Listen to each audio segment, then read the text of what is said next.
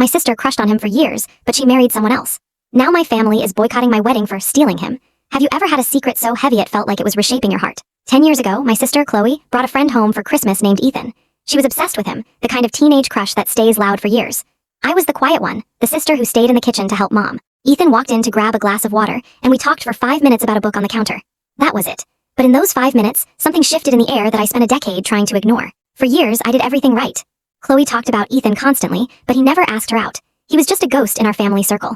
I dated other people, trying to find that same spark I felt in the kitchen, but every relationship felt like a well-rehearsed lie. I'd run into Ethan at a coffee shop once a year, or see him at a mutual friend's party. We'd talk for hours, never crossing the line, both of us carrying this unspoken weight. I felt like a traitor for even breathing the same air as him, because in my family's mind, he was Chloe's person. Eventually, Chloe moved on. She met a great guy, got engaged, and had a massive, beautiful wedding. I was her maid of honor. I stood there smiling, genuinely happy she found her soulmate, but feeling a strange relief. I thought the Ethan chapter of our family history was closed. 6 months after her wedding, Ethan and I ran into each other again. This time, there was no reason to pull away.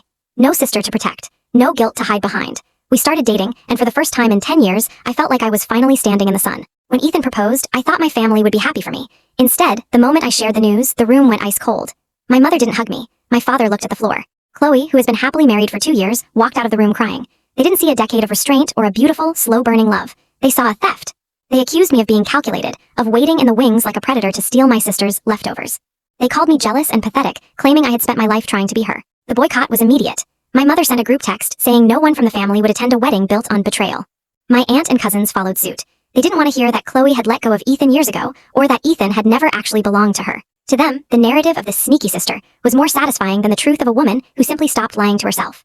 I spent my wedding morning in a hotel room with just my bridesmaids, looking at a phone that remained silent from my own blood. The ceremony was beautiful, filled with Ethan's family and our friends who knew the real story.